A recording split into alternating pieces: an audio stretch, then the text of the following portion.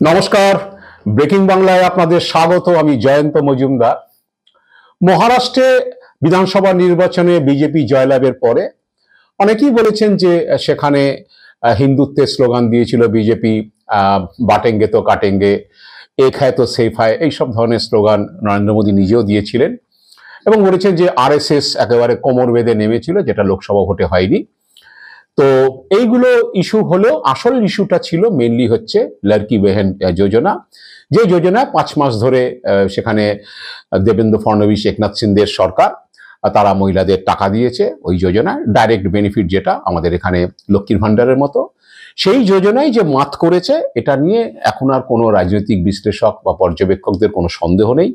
তারা বলছে যে যতই বিজেপির হিন্দুত্বের স্লোগান দিক, যাই দিক, হচ্ছে আসলে ট্রাম্প কার্ডটা কিন্তু সেই লড়কি বেহেন যোজনা, যেটাতে 1,500 টাকা করে প্রতিশ্রুতি দেওয়া হয়েছিল এবং সেটার সেই মতো 5 মাসে 7,500 টাকা প্রতিটা মহিলাদের সেই অ্যাকাউন্টে ডাইরেক্ট বেনিফিট হিসেবে তারা পেয়েছেন।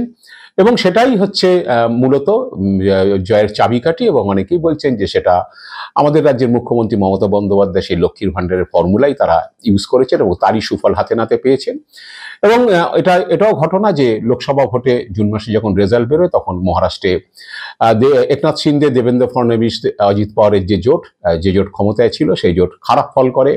48টি আসনের মধ্যে তারা 17টি আসন পেয়েছিল। অনেকেই বলেছিল যে মহারাষ্ট্রে বিধানসভায় ক্ষমতা বদল শুধু সময়ের অপেক্ষা, কিন্তু কার্যত দেখা গেল সেসব উড়িয়ে দিয়ে একেবারে সাংঘাতিক একটা ফল করলেন দেবেন্দ্র ফডনবিসের নেতৃত্বাধীন বিজেপি বা একনাথ শিন্দে এবং হচ্ছে অজিত পাওয়ারের গোষ্ঠীর যে মহাজ্যোতি জোট, সেইটাই। তো মূলত যেটা হয়েছে, অনেকেই বলছেন এই মহিলাদের ডাইরেক্ট টাকা দেওয়া এবং যে মহিলা ভোট এবার 5% বেড়ে গিয়েছে, প্রায় 29 বছর পরে এরকম ভোট শতাংশ বৃদ্ধি পেয়েছে এবং মহিলাদের ভোট উল্লেখযোগ্যভাবে বেড়েছে। তো সেটা মূলত হয়েছে ওইটাই, মহিলাদের টাকা দেওয়া। হিন্দুত্ব টেন্দুত্ব আছে, কারণ এটা এর আগেও বিজেপি অনেক স্টেটে বা লোকসভার সময় হিন্দুত্বের স্লোগান দিয়েছিল। উত্তরপ্রদেশে হিন্দুত্বের স্লোগান টোগান বিশেষ কাজ করেনি, মুখ তুবড়ে পড়েছিল। মূলত হচ্ছে মহিলাদের ব্যাংক অ্যাকাউন্টে ডাইরেক্ট টাকা দেওয়াটাই যে তাদের ট্রাম্প কার্ড হয়ে গেছিল, এটা পরিষ্কার। এবং একইভাবে ঝাড়খণ্ডে হেমন্ত সোরেন, ঝাড়খণ্ডে যখন লোকসভা ভোট হয় সেখানেও বিজেপি জোট বেশি আসন পেয়েছিল। অনেকেই বলেছেন যে হেমন্ত সোরেন ক্ষমতা থেকে চলে যেতে পারেন। এবং এবার ভোটের সময় বলা হয়েছিল যে যখন রেজাল্টে যখন সমীক্ষাগুলো হচ্ছে, বলছে যে হেমন্ত সোরেন যে জিতে আসে সেটা হচ্ছে তাকে গ্রেফতারের জন্য আদিবাসী সমাজ বিদেশি বিজেপির উপর ক্ষুব্ধ এবং এই কারণে হচ্ছে তারা বিজেপি আদিবাসীদের মধ্যে তাদের প্রভাব কমেছে এবং ভোট কম পড়তে পারে। আসলে হচ্ছে হেমন্ত সোরেনের যে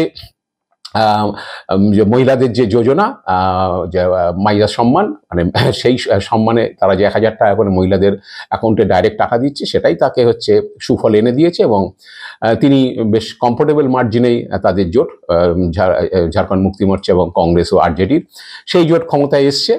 তো মূলত যেটা হয়েছে যে আসলে যতই ওই রাজনৈতিক স্লোগান, হিন্দুত্বের স্লোগান, আদিবাসীদের উন্নয়ন, আদিবাসীদের সেন্টিমেন্ট, এসব কথা বলা হোক, মূল হচ্ছে ট্রাম্প কার্ড কিন্তু সেই মহিলাদের অ্যাকাউন্টে ডাইরেক্ট টাকা দেওয়া, যেটা অনেকেই বলছেন বা তৃণমূলের লোকজন তারা বলছেন যে আসলে পশ্চিমবঙ্গের লক্ষ্মীর ভাণ্ডারকেই হচ্ছে কার্বন কপি করা হচ্ছে বিভিন্ন জায়গায়। কারণ এর আগে নরেন্দ্র মোদী থেকে শুরু করে বিজেপির কেন্দ্রীয় সমস্ত নেতৃত্বই এই রেউড়ি বা খয়রাতির এই পলিটিক্স, এটাকে তারা সমালোচনা করেছেন। কিন্তু পরবর্তীকালে যখন দেখা গেছে যে কর্ণাটকে কংগ্রেস এইরকম যোজনা কথা বলে প্রতিশ্রুতি দিয়ে তারা ভোটে জিতে এসছে, তেলেঙ্গানাতে হয়েছে, তো তখন বিজেপিও ক্ষমতা ধরে রাখার জন্য গত বছর মধ্যপ্রদেশ বিধানসভা ভোটের আগে সেখানকার মুখ্যমন্ত্রী শিবরাজ সিং চৌহান তিনিও লাডলি বেহেন যোজনা চালু করেছিলেন এবং সেখানে ডাইরেক্ট মহিলাদের অ্যাকাউন্টে টাকা দেওয়ার যে পলিসি, সেই পলিসি তিনি চালু করেন এবং মহিলারা টাকা পাওয়ার পরে অনেকেই বলেছিলেন যে শিবরাজ সিং চৌহানের সরকারের শুধু চলে যাওয়া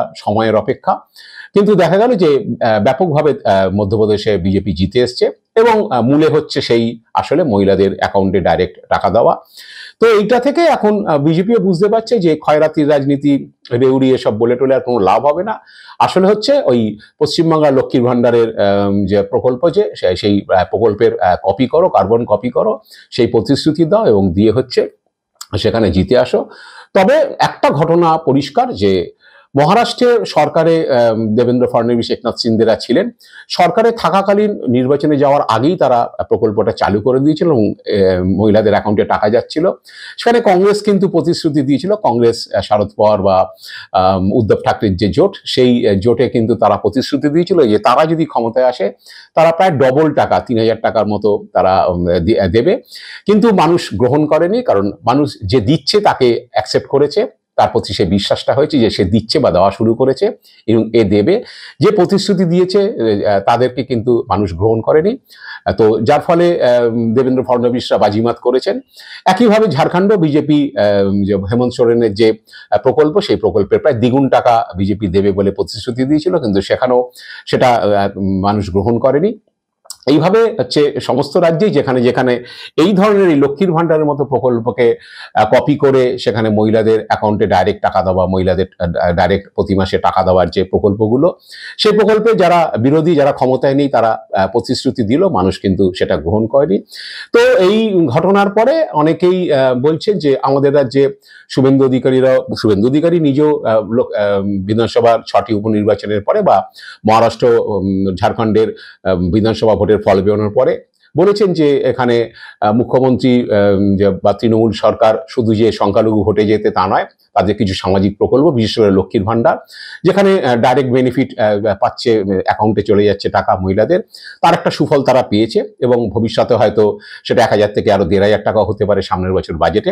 শুভেন্দু সে কথা বলেছেন এবং শুভেন্দু তারপরে এটাও বুঝতে পেরেছেন, বলেছেন যে এরপরও ভোটে জেতা যায়। তার দাবি হচ্ছে উড়িষ্যাতে নবীন পটনায়কের গভর্নমেন্ট অনেক ডাইরেক্ট বেনিফিট দিয়েছে বিভিন্ন শ্রেণীর মানুষকে, কিন্তু উড়িষ্যাতে বিজেপি যে প্রতিশ্রুতি দিয়েছিল সুভদ্রা যোজনা, যেটাতে স্বনির্ভর গোষ্ঠীর মতো কাজ করার জন্য প্রতিটি মহিলা বছরে 50,000 টাকা করে পাবেন, বলেছে মানুষ এখানে বিজেপি ক্ষমতায় না থাকলেও মানুষ বিজেপি সেই প্রতিশ্রুতিকে রক্ষা করেছেন। এবং একইভাবে তার বক্তব্য যে এমনভাবেই ক্ষয়রাতি দিতে হবে যাতে সরকার দেউলিয়া না হয়ে যায়, সরকারি কর্মচারীদের বেতন বন্ধ না হয়ে যায়, সেই আশঙ্কার কথাও বলেছেন। এবং তিনি বলেছেন যে কর্ণাটক এবং হিমাচল প্রদেশে সরকার দেউলিয়া হয়ে গেছে এরকম ক্ষয়রাতির টাকা দিতে গিয়ে।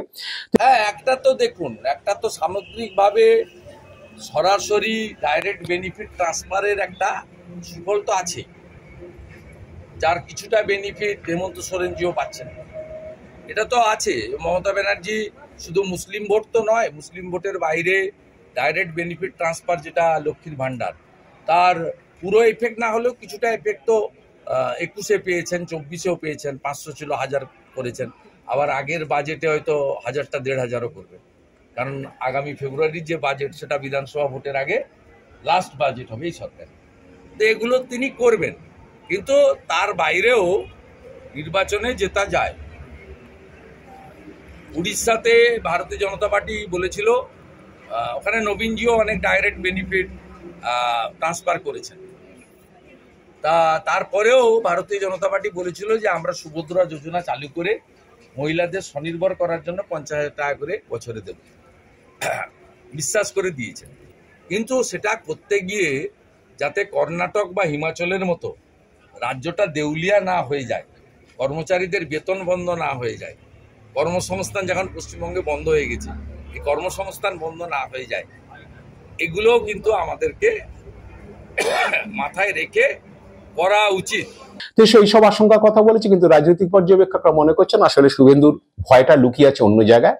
আর শুভেন্দু জানে যে যতই 2026-এ বিধানসভা ভোটের সময় পশ্চিমবাংলাতে বিজেপি 1,500 টাকা বা 1,000 টাকার দ্বিগুণ 3,000 টাকা প্রতিশ্রুতি দিক না কেন মহিলাদের, যিনি দিচ্ছেন মমতা বন্দ্যোপাধ্যায়, তার কথাকেই মানুষ হয়তো বিশ্বাস করবে, যেটা অন্য রাজ্যে প্রযোজ্য হয়েছে।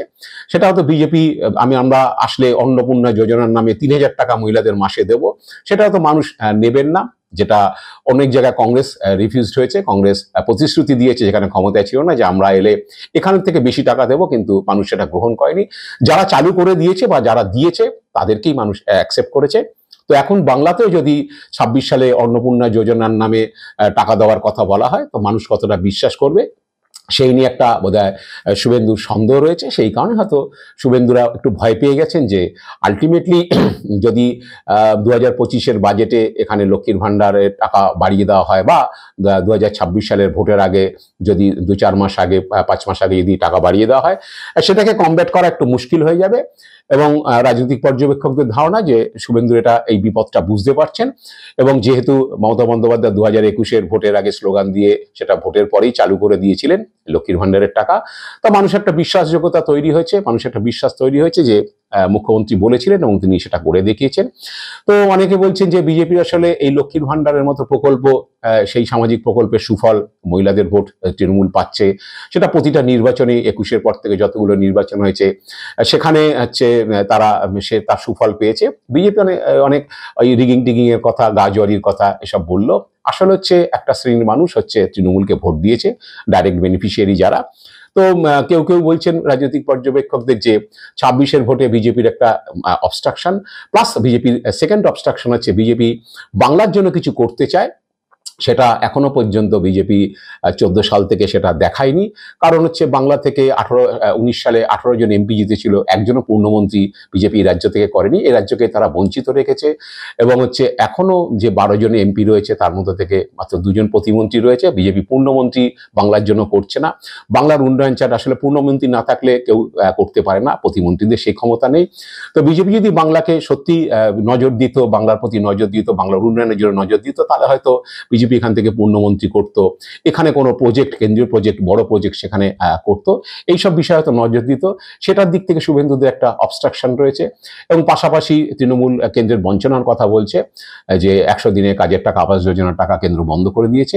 এইরকম ঘটনাগুলি যদি 26-এর ভোট পর্যন্ত চলতে থাকে তাহলে শুভেন্দুদের সামনে বড় বিপদ। সেক্ষেত্রে 21-এর যে 77টা আসন, সেই 77টা আসনও যে বিজেপি 26-এর ভোটে ধরে রাখতে পারবে কিনা তা নিয়ে ইতিমধ্যে প্রশ্নচিহ্ন রয়েছে। কারণ একে লক্ষ্মীর ভাণ্ডার, দ্বিতীয়ত রাজ্যের প্রতি কেন্দ্রের বিভিন্ন প্রকল্পে বঞ্চনা, এবং প্লাস বিজেপি এখান থেকে এমপি জিতেছে, কিন্তু এখান থেকে কোনো পূর্ণমন্ত্রী করা, কেন্দ্রীয় কোনো প্রকল্প, বড় প্রকল্প এই রাজ্যের জন্য নেওয়া, রেলের কোনো বড় প্রকল্প নেওয়া, সেগুলো বিজেপি একেবারেই সেটা করার চেষ্টা করেনি। বিজেপি বোঝাতে পারেনি যে বাংলার জন্য বিজেপি বা কেন্দ্রীয় সরকার কিছু করতে চায়। সেটা একটা শুভেন্দুদের বড় কাঁটা। তো এইসব কাঁটা নিয়ে 26-এর ভোটে শুভেন্দুদের যেতে হবে। তো শুভেন্দুরা সেই কারণে হয়তো ভয়ে সিটিয়ে রয়েছেন যে আলটিমেটলি কি সেই রেজাল্ট আবার সেই 21 সালের মতোই হবে, নাকি তার থেকেও খারাপ হবে, এই আশঙ্কাই তাদের মধ্যে ঘুরপাক খাচ্ছে। এখন দেখা যাক শেষ পর্যন্ত আর যে 1 বছর, 1 বছর রয়েছে, তার মধ্যে বিজেপির কেন্দ্রীয় নেতৃত্ব এই বিষয়ে কিছু চিন্তাভাবনা করেন কিনা, বা শুভেন্দুদের কিছুটা স্বস্তি দিতে পারেন কিনা। আজ এ পর্যন্তই। আপনারা ভালো থাকবেন, সুস্থ থাকবেন। নমস্কার।